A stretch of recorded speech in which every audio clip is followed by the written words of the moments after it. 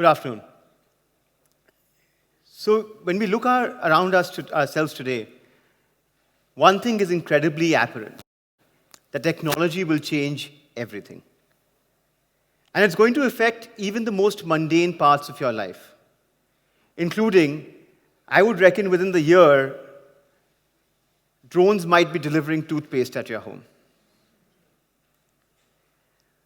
But there's an area of the world, a problem, and in my mind, one of the biggest problems that we see, where all of this technology and all of this innovation has hardly made a dent.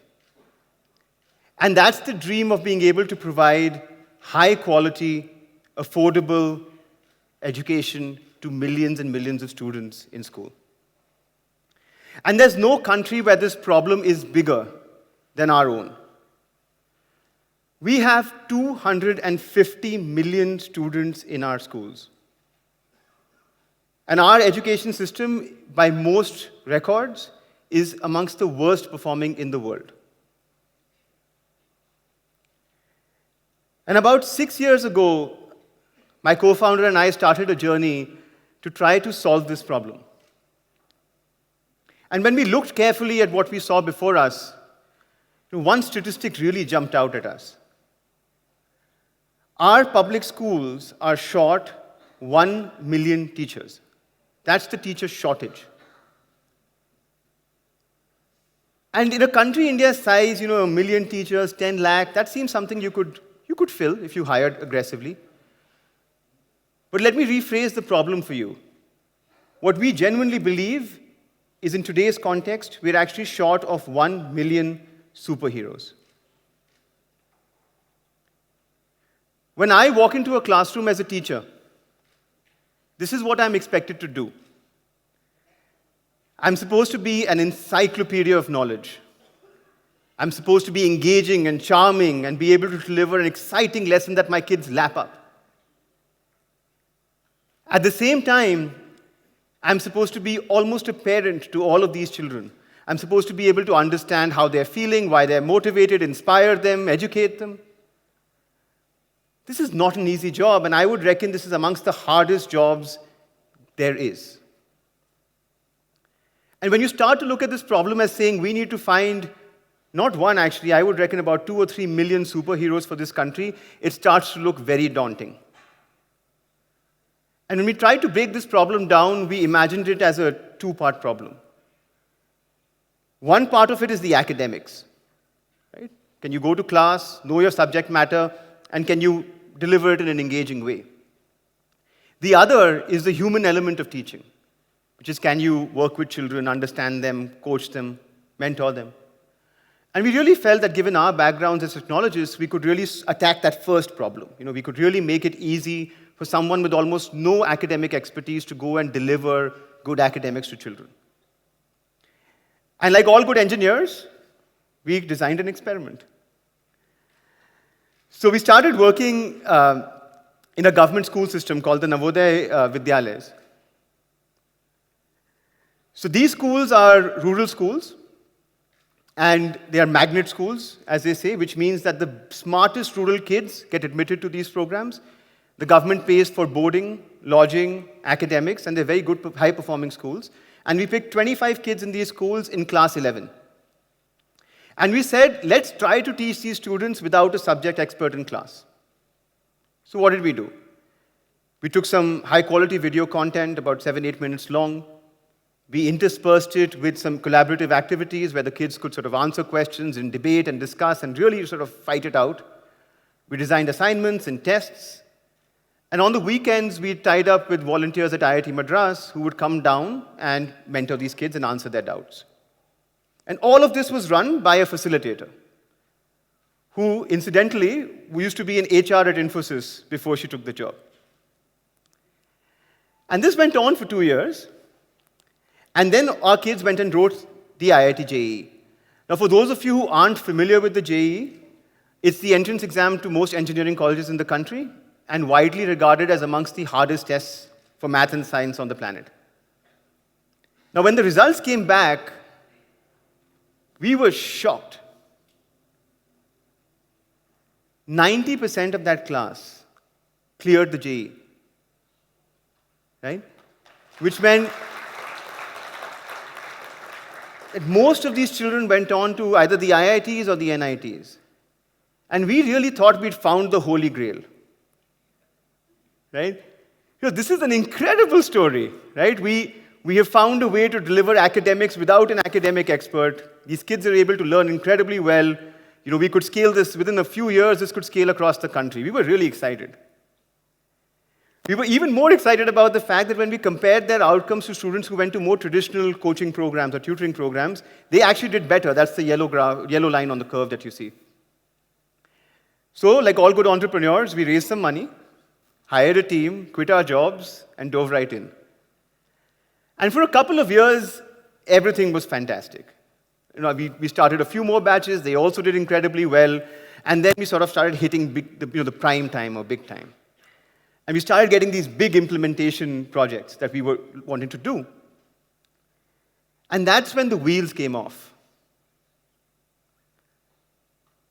One of the first implementations, or large implementations we did, was in a major municipal corporation system in a big Indian city. And as a matter of fact, we sort of went in there. We were going to teach about 1,000, 1,200 children, conducted a baseline test. The data came back, and we found that only 40% of students in class 9 could solve this problem.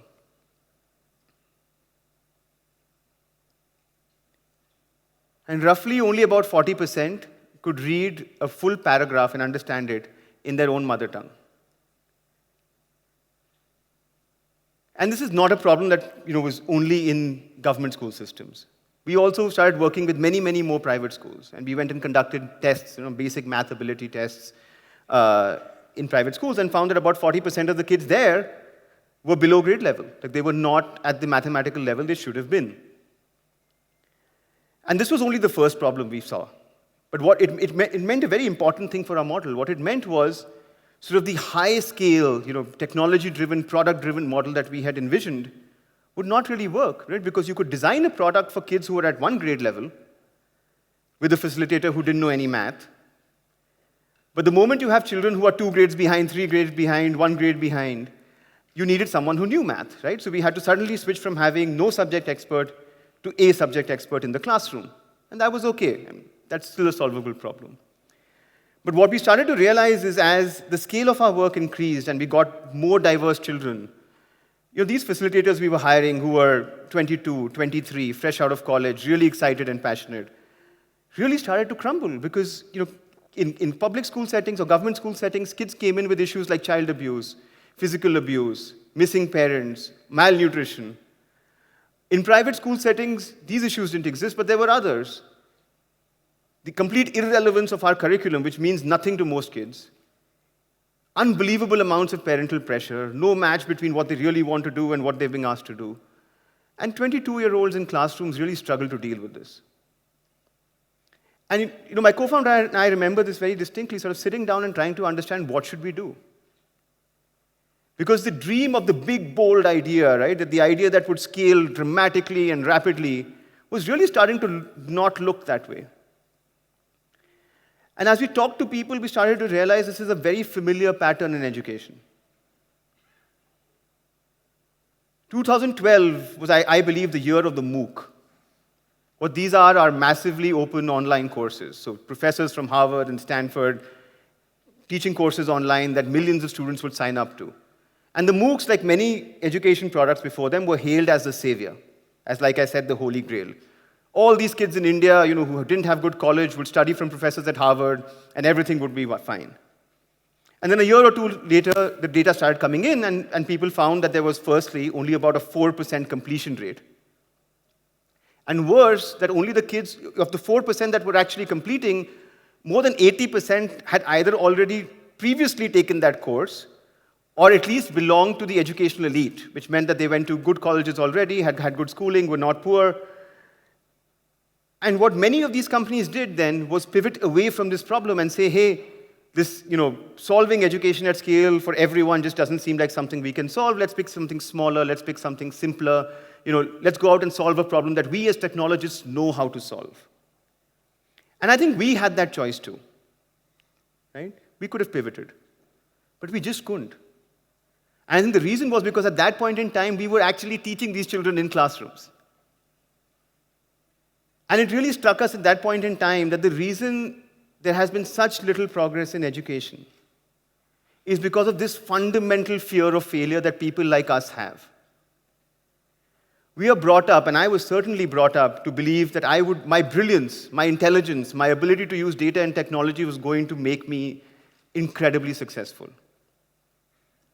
And then you find yourself with a problem staring you in the face, which you know that there is a part to solve, but you've just never prepared to do that. You've never prepared to run a 20,000-person company where you're largely hiring and training teachers. And at that point in time, you really feel like you're, driving uphill with this tremendous load on your back. And the question is, do you really want to do that? Right? Do you really want to commit to something that might take 20 years to do, that will consume most of your professional life, and where, because education has about 1-year cycles, you may go at it for 10 years and still realize it doesn't work? And I think at that point in time, it was not because of any other reason but the fact that we had hundreds of kids who depended on us that we said, no, we'll try and do this. And we dramatically changed how we operated. So our focus suddenly became finding teachers, training teachers, creating pay structures, reward models, performance appraisal, career trajectories for teachers.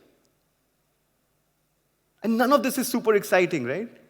For years, I think for the last 2 years, much of my job has been looking at KPIs, figuring out, what's a 2-year career track, 3-year career track, 5-year career track, speaking at events and campuses, trying to encourage young people to join the teaching profession for life, not for a year or two. It's also dramatically changed how we, view technology. Instead of thinking of technology as the solution, we started to think of it as something that's a scaffold, that's sort of a protective blanket around the teacher, that's something that supports the teacher. So all of a sudden, things like invoicing systems, testing systems, back-end data analytics that tell teachers what to do start to become more important than cool apps that we could give kids. And the third problem we really had to solve was to train all the teachers that we were hiring to be familiar with technology, to embrace it, and to act like mini product managers, right? Figure out what they wanted, tell it to us, so we could slowly iterate. And the most exasperating thing often has been that every single iteration takes months, at best, sometimes years, because that's just how education works. But things started to turn a corner then. I think a year or two into committing to do the sort of a slow, hard ride uphill, we started to see incredible outcomes. So today, we employ almost 200 teachers across the country. But what's more exciting is that we employ these teachers in 25 different cities or locations. Many of them are very small towns or even villages. What's perhaps even more exciting is that many of these people our teachers have really committed to spending multiple years of their lives in these small towns, either building education businesses or transforming government school systems. And the results have started to come. Last year, one of our students was accepted on a full scholarship to the Massachusetts Institute of Technology. This is the best engineering college on the planet.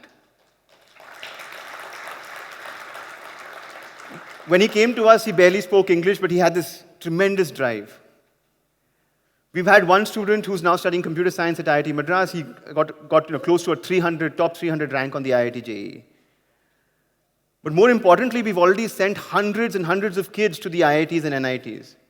And not just from big cities like Bombay and Delhi and Pune, but also from small towns, small villages.